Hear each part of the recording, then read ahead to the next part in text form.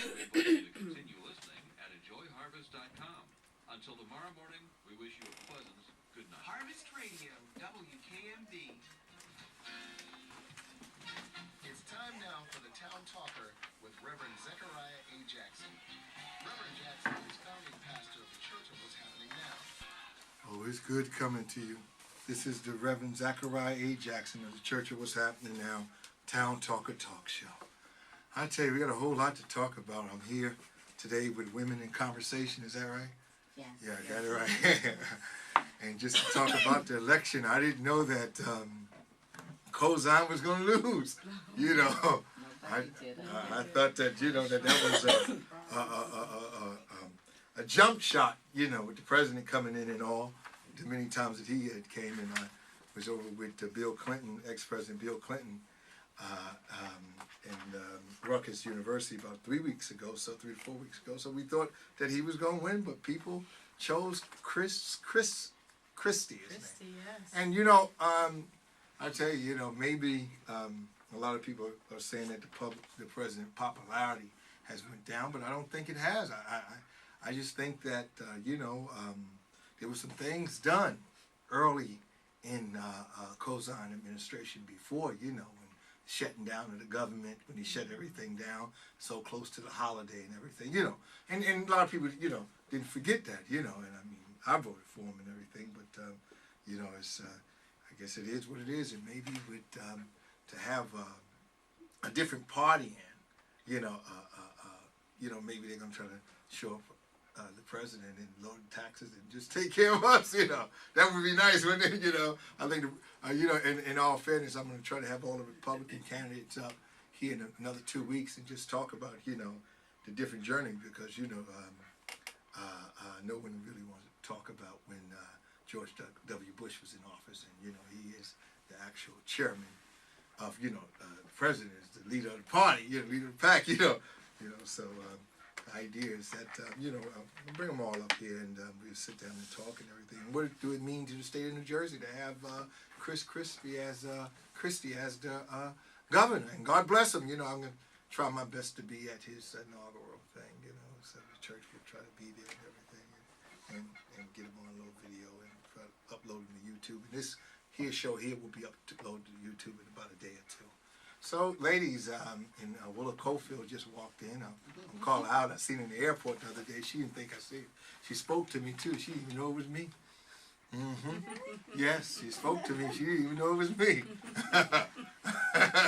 She didn't even know it was me. She was flying out early in the morning, about 5 o'clock in the morning. About 4, what was it, about 4:05, 4:10. You didn't even know it was me.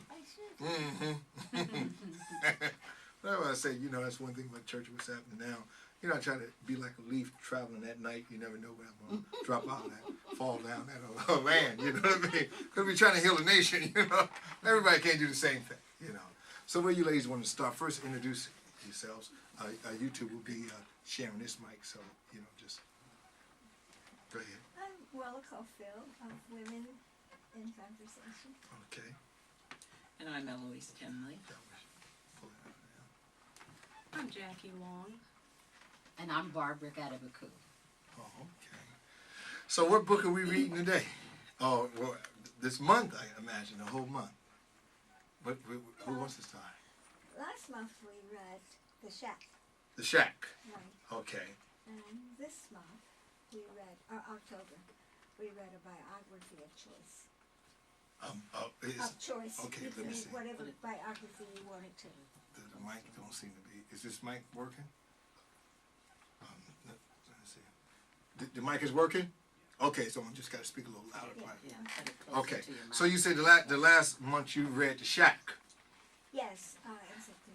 And what was this shack about? Because you said that to me before about the shack and everything. But what was the shack about actually? Well, it was about a very traumatic experience that a family had, and how the father, who was terribly affected by it, how he came to terms with it, Okay. and how he was able to set it aside and Okay. resume his life. Oh, all right. So now, when you guys choose a book, how do y'all, is it a toss of books or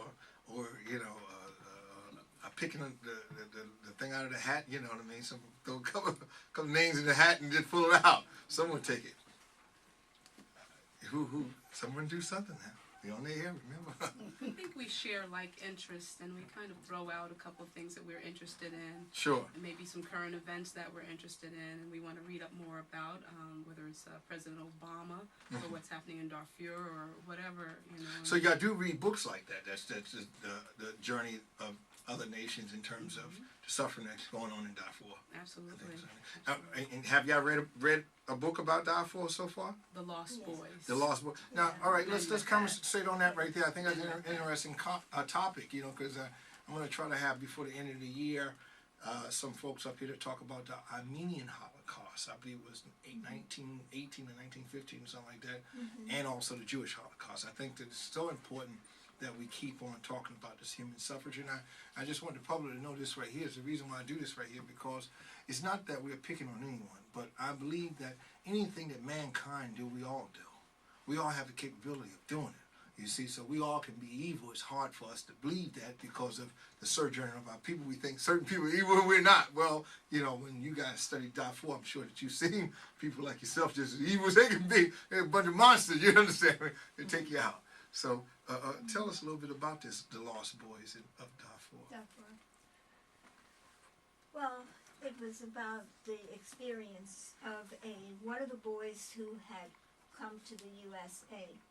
Okay. And he told how his family, they had a very stable life, and his father, I think, ran a store. In Darfur? In Darfur. Okay. And his future was pretty much laid out. All right. He was going to follow in his father's footsteps. Sure.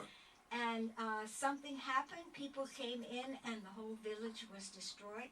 His family just disappeared. Well, do you talk in terms of what people?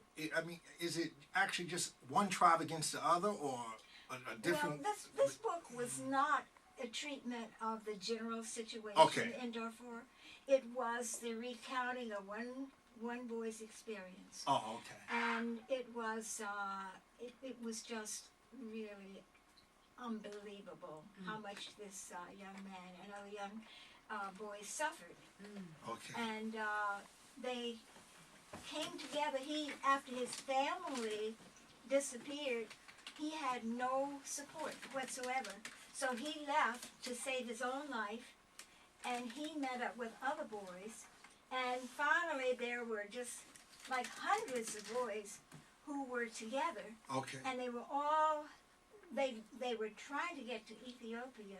Okay. But they didn't know exactly where it was. They had no food, they had water, they had nothing. They were attacked by wild beasts. Wow. It was just an incredible experience.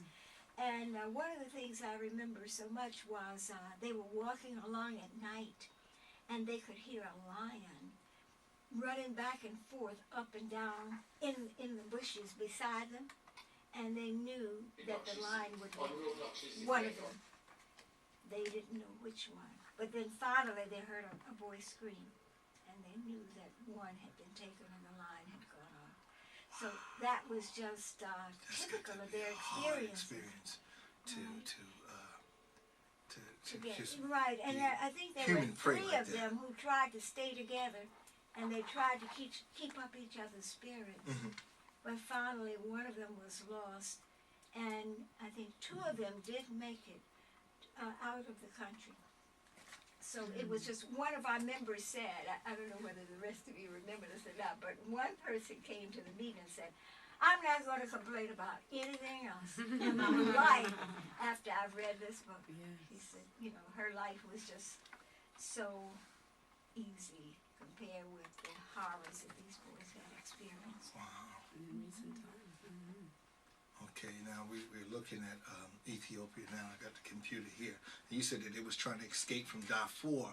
Yes, to which get would to be Ethiopia. And they had heard that in Ethiopia they would get food, Sure. and they would have a place to stay, and they'd get education. So that was the thing that kept them going. Sure. The idea.